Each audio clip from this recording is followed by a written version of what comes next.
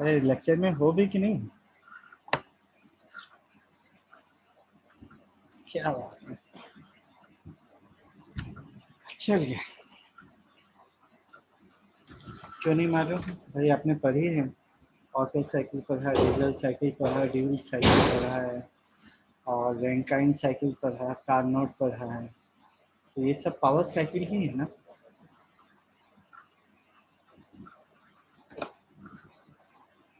हाँ, तो फिर इसको आप डिफाइन कैसे करोगे? What is the meaning of power cycle?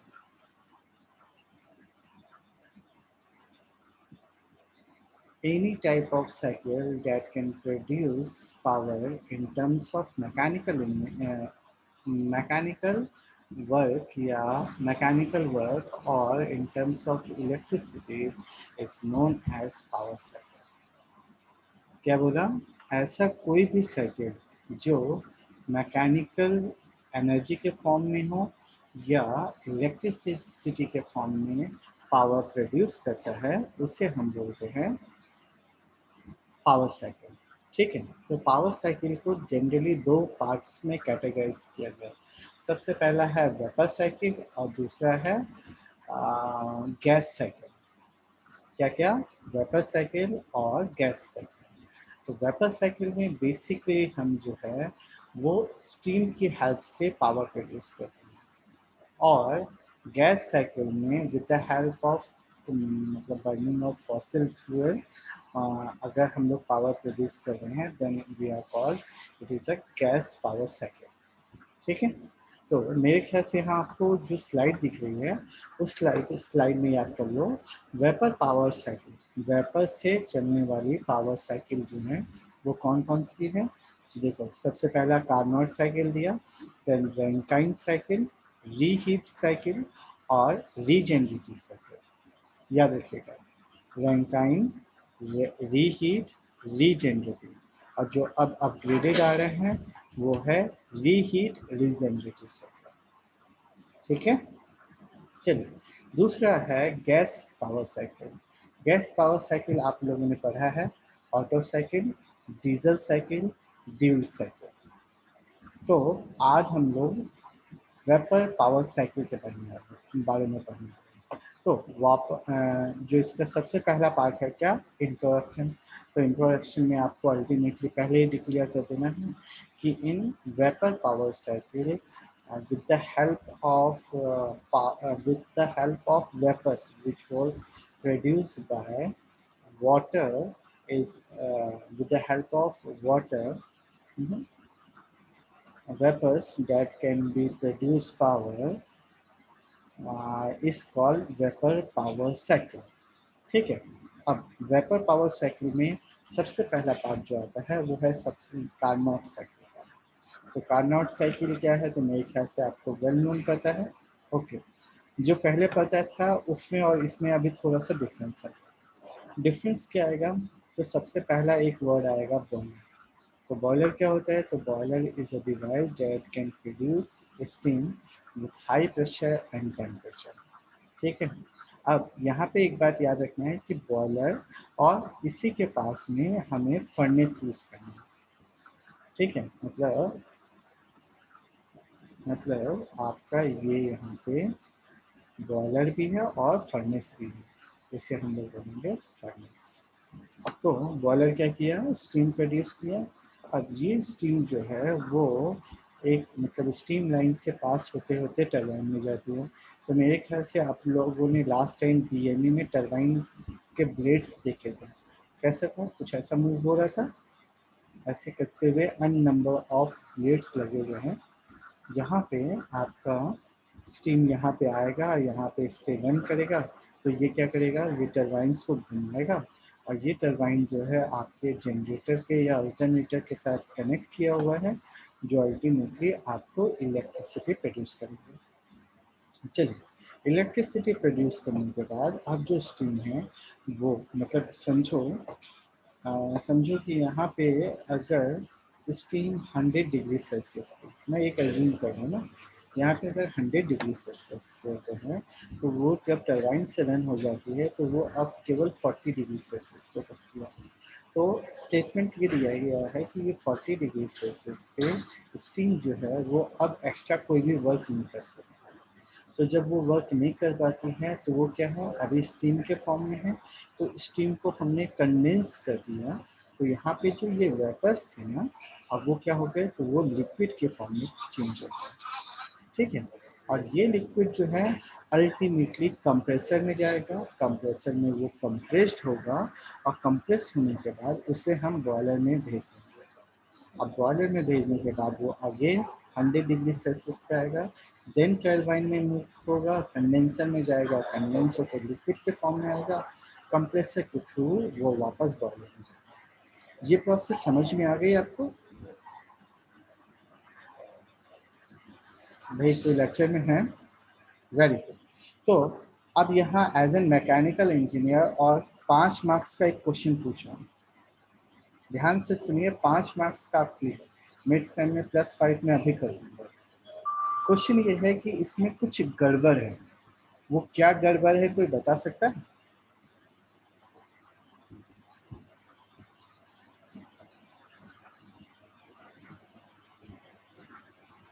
इस पूरे साइकिल में कुछ गड़बड़ है, क्या गड़बड़ है बताइए? और मिड सेम 5 मार्क्स।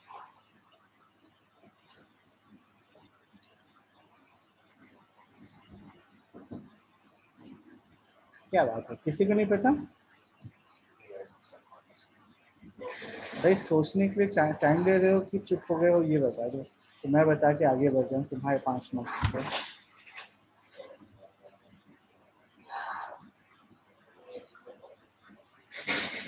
हम्म।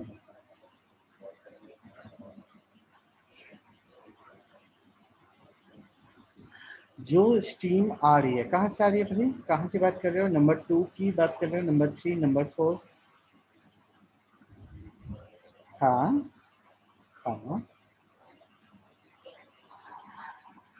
नहीं नहीं नहीं नहीं। जो टरबाइन से निकली वो स्टीम है, जो 40 डिग्री सेल्सियस पे है, मतलब कह सकते हैं कि वेट स्टीम है।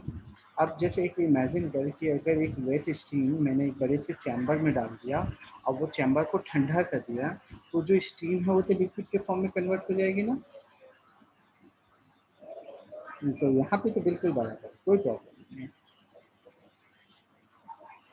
और कुछ?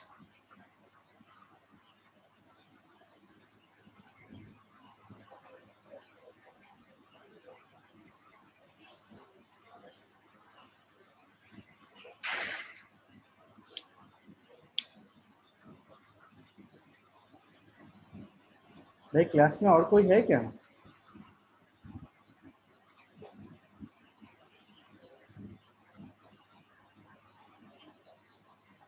भाई लोग, आदित्य, विष्णु, नीलेश, भाई आंसर दो यार क्वेश्चन का। इतना भी टफ क्वेश्चन नहीं पूछा मैं। क्या नहीं समझ में आया?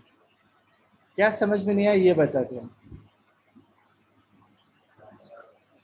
अच्छा ये सोच रहे हो, ओके, सोच सोच। बहुत ही सिंपल सा और इंटरेस्टिंग गड़बड़ है।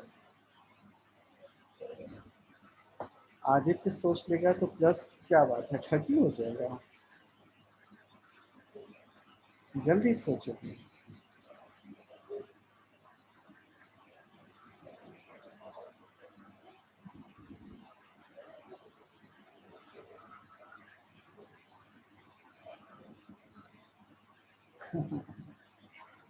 और कोई?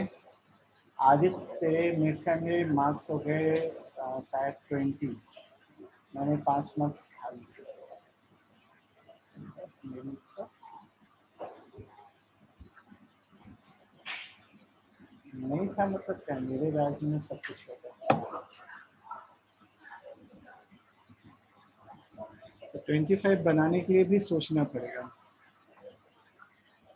चलो भाई, आदित्य को छोड़ के बाकी लोगों के लिए मैं एक हिंट देता हूँ। ठीक है। हिंट ये है कि ये पूरा का पूरा सिस्टम आपके घर में भी।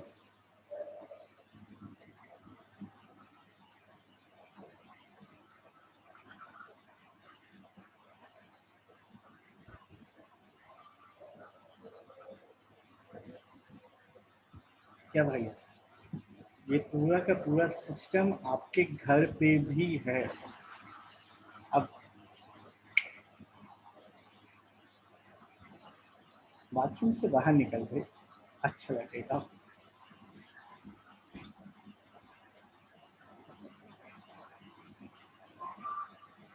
किसी ने मेरे को एसी बोला क्या? अच्छा, और कुछ? चलो, मुझे पता है आप जवाब नहीं दे पाओगे, इसीलिए तो मैंने +5 मार्क्स है। बोलो ना।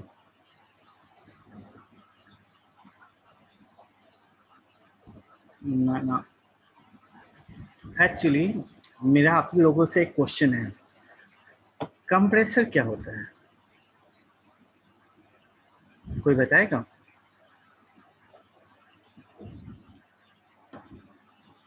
ओके।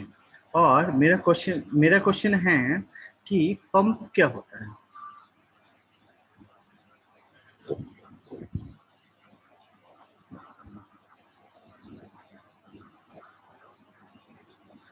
Very good. तो मैंने जब आपको कंडेंसर में यहाँ पे लिक्विड बोला, तो लिक्विड को कंप्रेसर कैसे कंप्रेस करेगा?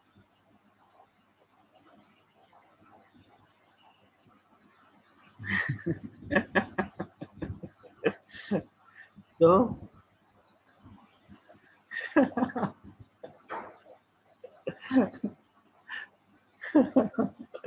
बस इसीलिए बोला जाता है ना कि बेसिक चीजें पढ़ो तो बाकी सब कुछ हो जाएगा। तो हमारे कार्नोट भाई साहब जो है ना, वो यहाँ पे हार गए। मतलब जब मैंने आइडियल साइकिल बनाया, मतलब कार्नोट ने आइडियल बनाया, तो उन्होंने गलती वही की कि उन्होंने कंप्रेसर लगा दिया, और कंप्रेसर से वो वर्क करेगा नहीं। तो भाई किसने? तो रैंकाइन भाई साहब ने क्या किया, उस कंप्रेसर को हटा के रिप्लेस किया पंप से, और पूरा एज इट इज़ कॉपी लगा दिया। जो आज के जितने भी पावर प्लांट्स देखोगे, थर्मल पावर प्लांट, वो वो रैंकाइन बेस्ड ही होते हैं। बात समझ में आ गई? चलिए, जब बात समझ में आ गई ना, तो इसका डेरिवेटिव पार्ट बहुत ज़्यादा इंटरेस्टिंग है और आपको याद भी रखना पड़ेगा। याद कैसे रखना है? तो ये देखो, सबसे पहले मेरे ख्याल से आपने ये फिगर याद बनाने का तरीका देख लो। आपने क्या किया, पहले ये पीवी बना, मतलब ऐसा किया, इसके बाद ये लगाया, फिर इससे थोड़ा आगे से यहाँ पे रखा, और ये आपको ज्वाइन करना है। बराबर है? अब जब ज्वाइन कर लोगे ना, तो हमेशा याद रखना कि आप हीट सप्लाई और हीट रिजेक्शन वाला पार्ट को आपको दिखाना ही पड़ेगा। क्यों?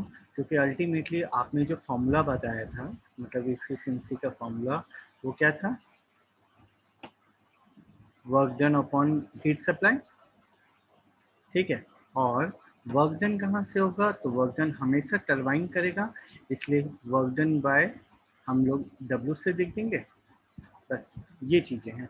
और एक work done by the pump भी आता है, जो आपको बाद में पढ़ना है ना, ये पार्ट अभी आपके लिए नहीं है। तो अभी बस सुन के रखते हो कि work done by the pump हम सिस्टम में करते हैं, और work done by the turbine system हमें प्रोवाइड करता है। ठीक है, ये डायग्राम समझ में आ गया? अब देखो, ये डायग्राम को हम लोग कैसे एक्सप्लेन कर रहे हैं। तो हमने क्या किया, सबसे पहले कंप्रेसर के पास गया, क्योंकि यहाँ पे हमारे पास लिक्विड है। तो इस लिक्विड को जब वो बिल्कुल नॉर्मल स्टेज पे है, तो हमने उसको कंप्रेसर में डाला। एक्चुअली मैं कार्नोट की बात कर रहा हूँ ना, कंप्रेसर में डाला। उसकी वजह से क्या हुआ, उसका प्रेशर, ध्यान देखना, उसका प्रेशर बढ़ा, और एट द सेम टाइम उसका टेम्परेचर भी बढ़ गया। ठीक है। तो प्रेशर और टेम्परेचर दोनों बढ़ गया, और बढ़ने के बाद वो एक हायर लिमिट पे आया। ये लिमिट पे आने के बाद, मतलब यहाँ पे अभी भी वो लिक्विड के स्टेज में है। तो यहाँ पे आपको एक और वर्ड याद रखना है कैलकुलेशन के लिए, कि इस जगह पे मतलब H1 जो है वो HF के इक्वल आएगी। HF क्या होता है भाई?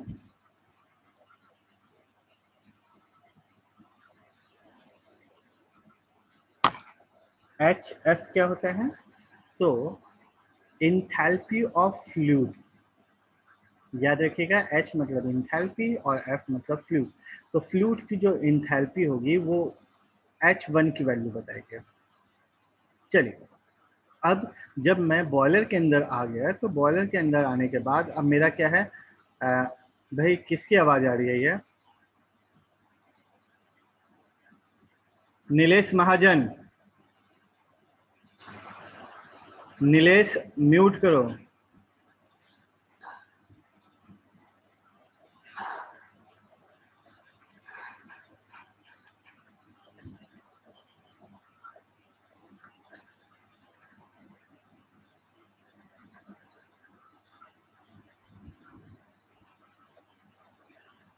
चलिए, तो क्या मैंने बोला, बॉयलर के अंदर आने के बाद अब क्या होगा, तो हमारे पास जो पहले से फर्नेस था वो फर्नेस हीट देगा बॉयलर को, और उसकी वजह से उसका प्रेशर बढ़ेगा।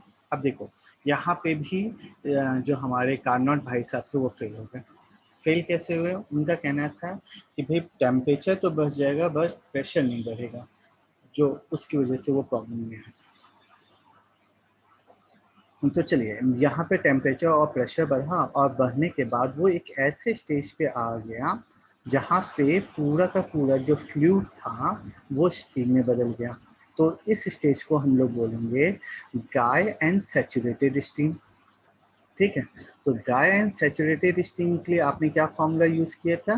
तो HF प्लस, अब देखो यहाँ पे ड्राइनेस फ्रैक्शन 1 है, तो मेरे को x लिखने की जरूरत नहीं है, इसलिए मैं डायरेक्ट लिखूंगा HFG बराबर है। चलिए, अब यहाँ पे आने के बाद अब हमने क्या किया, उसको टरबाइन में मूव करवाया।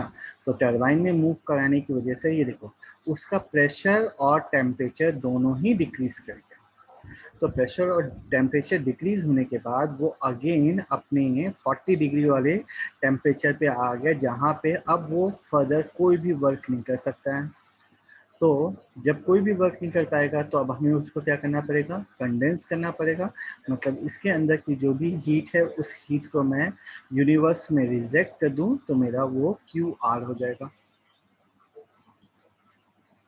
और इसके बाद वो अगेन 4 पे आएगा। 4 पे आने के बाद मतलब अब यहाँ पे क्या, मतलब यहाँ पे वो वेट था, लेकिन यहाँ पे कम्प्लीटली वो लिक्विड के फॉर्म में आ जाएगा। मतलब H4 की भी वैल्यू जो है वो HF के इक्वल होगी। यहाँ तक किसी को कोई डाउट है? डायग्राम समझ में आया? चलिए, अब अगर आपको खुद को एक्सप्लेन करने की जरूरत पड़ेगी तो आप कहाँ से स्टार्ट करोगे कि from point 1 to 2 isentropic compression होगा। आइसेंट्रोपिक का मतलब हीट ट्रांसफर नहीं होगी लेकिन वर्क परमिशन है सिस्टम और सराउंडिंग में। तो हमने क्या किया, पहले हीट सप्लाई किया, हीट सप्लाई करने की वजह से उसका टेम्परेचर बढ़ा लेकिन pressure same, sorry temperature and pressure दोनों ही सेम रहा। और वो वेट से मतलब वेट फ्लूइड से ड्राई एंड सैचुरेटेड फ्लूइड बन गया। इस जगह पे उसने हीट सप्लाई किया। ठीक है, तो यहाँ पे आपके पास एक फॉर्मूला आता है। फॉर्मूला क्या आता है? तो भाई हीट सप्लाई जब हो रहा होगा तो अब यहाँ पे एक महामंत्र दे रहा हूँ जो आपको याद रखना है।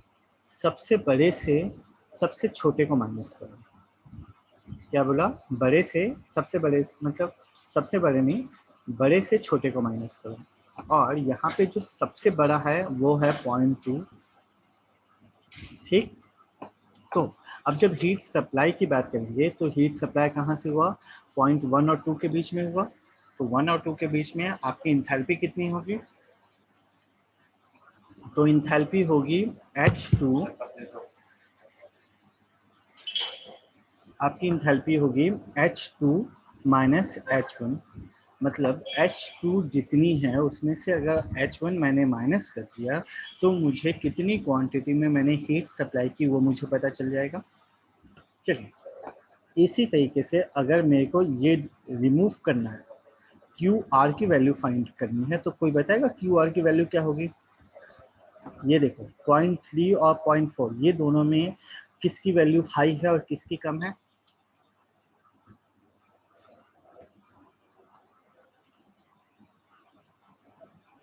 H3 की हाई है कि कम है? Very good, very good. तो आपका जो फॉर्मूला बना वो क्या बना है? H3 minus H4। ओके, चलिए, अब अगर आपसे क्वेश्चन पूछता है कि वर्क डन कितना होगा, वर्क डन बाय टरबाइन, तो कितना होगा भाई?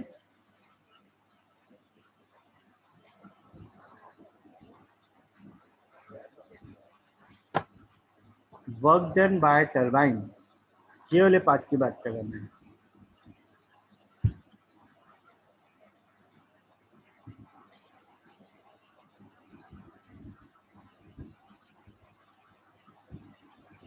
जल्दी जल्दी देखो, तो वर्क डन बाय टरबाइन कौन कौन से प्रोसेस में आ रहा है, 2 और 3 में। तो 2 और 3 में बड़ा कौन है? Very good. तो आंसर क्या हुआ? H2 minus H3। अगर ये तीन चीजें आपको समझ में आ गई, अगर ये दो डायग्राम्स आपको समझ में आ गए, तो इसके नीचे का लिटरेचर पढ़ने की आपको कोई जरूरत नहीं है। कैसे? तो ये देखो, कैलकुलेशन में बोला वर्क डन, मतलब वर्क डन क्या होता है? Heat supply minus heat rejection. तो H2 minus H1 minus H3 minus H4। ठीक है, ओके, क्योंकि अपन ने ये सब लिखा हुआ है ना, बराबर है ना, H3 minus H4, H2 minus H1। तो उसके बेसिस पे उन्होंने क्या किया, work done upon heat supply लिखा। वर्क डन मतलब Q S minus Q R upon Q S, और 1 minus Q R upon Q S. तो 1 minus Q R upon Q S हो गया, इसमें कोई प्रॉब्लम? चलिए, उसके बाद उसने इंट्रॉपी डिफाइन किया कि इंट्रॉपी क्या होती है। तो इंट्रॉपी होती है मतलब डेल क्यू अपॉन टी। तो डेल क्यू क्या होता है? तो डेल क्यू मतलब अगर अगर हम इंट्रॉपी और हीट की बात कर रहे हैं, तो मुझे ये पता है कि change in heat per unit temperature is defined as entropy. तो चेंज इन हीट कितनी हुई? तो चेंज इन हीट हुई एस इंटू टी। इस वजह से यहाँ पे S इंटू टी की जगह, मतलब हीट सप्लाई की जगह मैंने लिखा है S2 minus S1 into T1। अब देखो S2 माइनस S1 जो है, यहाँ पे T1 is equal to T2 है, इसलिए मैंने यहाँ पे T1 की जगह T2 भी रिप्लेस कर सकते हैं। इसी तरीके से QR क्या हुआ? तो S3 minus S4 into T3, और उसकी जगह T4 रिप्लेस किया। तो हमारा जो फॉर्मूला बना, efficiency is equal to 1 minus S3 minus S4 upon S2 minus S1, और S1 is equal to S4 होता है और S2 is equal to S3 होता है। तो अल्टीमेटली आपका जो फॉर्मूला बना वो बना 1 माइनस T3 अपॉन T1। ठीक है, अब T3 और T1 क्या है? तो मैक्सिमम साइकिल टेम्परेचर T1 है और मिनिमम साइकिल टेम्परेचर T3, बराबर। चलिए, अब कार्नोट कहाँ कहाँ फेल हुआ वो एक्सप्लेन कर रहे हैं। Carnot cycle is hypothetical because it is impossible to make a steam engine working on Carnot cycle. ये एक वेल नोन, बस हर जगह पे ये आप लिख सकते हो। प्रोसेस 4 to 1 कौन सी की बात कर रहे हैं? 4 से 1 पे, मतलब कंप्रेसर की बात कर रहा है। तो compressor is isentropic compression of wet steam. It is difficult to achieve because the liquid tends to separate out from the vapour. मतलब क्या हुआ कि पहले ही हमने वेपर को लिक्विड से सेपरेट कर दिया और कंप्रेसर से उसको कंप्रेस करने की कोशिश कर रहे हैं, तो वो पॉसिबल नहीं है। Practically, compression and expansion process are having irreversibility. मेरे ख्याल से आपने पढ़ चुका है, इसलिए उस पर डिस्कस करने की जरूरत नहीं है। This will reduce the actual efficiency than theoretical efficiency. And lastly, to achieve superheating of steam at constant temperature, pressure has to be reduced. It means expansion and heat addition is to be done simultaneously, which is practically very difficult. वो मैं आपको practically जिस दिन समझाऊंगा ना super heated क्या होता है, उस दिन इसके बारे में अपन बात करेंगे। ठीक है, तो अभी आप तीन चीज़ों को याद रखेंगे। सबसे पहला, कार्नोट साइकिल एक हाइपोथेटिकल है, ऐसा इंजन नहीं बनाया जा सकता। दूसरा, जब हमने वेपर्स को लिक्विड से अलग कर लिया है, तो कंप्रेसर इस लिक्विड को कंप्रेस नहीं कर सकता, और प्रैक्टिकली कंप्रेशन एंड एक्सपांसन जो है वो इरिवर्सिबल प्रोसेस है। मतलब अल्टीमेटली एक्चुअल साइकिल और थ्योरेटिकल साइकिल में इफिशियंसी का डिफरेंस बहुत ज़्यादा है। तब इसकी वजह से हमारे रैंकाइन साइकिल, मतलब रैंकाइन भाई साहब ने एक नया साइकिल प्रपोज किया जो एज इट इज कार्नोट के इक्वल थी, बस उन्होंने कंप्रेसर को रिप्लेस कर दिया पंप के थ्रू। ठीक है, चलिए, मेरे ख्याल से आज के लिए आपके लिए इतना काफ़ी है। रैंकाइन साइकिल हम कल पढ़ेंगे। आज तक का आपको यहाँ तक का पार्ट कंप्लीट करना है। तो यहाँ तक के पार्ट में मैंने आपको 2 चीज़ें बताई नहीं बताई है जो आपको पढ़नी है। क्या-क्या नहीं बताया? सबसे पहले उनके प्रोसेस क्या-क्या होते हैं, वो आप अपने लेवल पे पढ़ लीजिए। और दूसरा वो डायग्राम थोड़ा-सा याद कर लीजिए कि भई आइसेंट्रोपिक एक्सपांशन कंप्रेशन कब हो रहा है और एडियाबैटिक हीट एडिशन और हीट रिजेक्शन कब हो रहा है। जैसे आप ये पढ़ लोगे तो ये समझ लो कि आपने आधी युद्ध जीत ली। आज के लिए इतने के टाइम। कोई प्रॉब्लम, कोई डाउट, कुछ नया सीखना है तो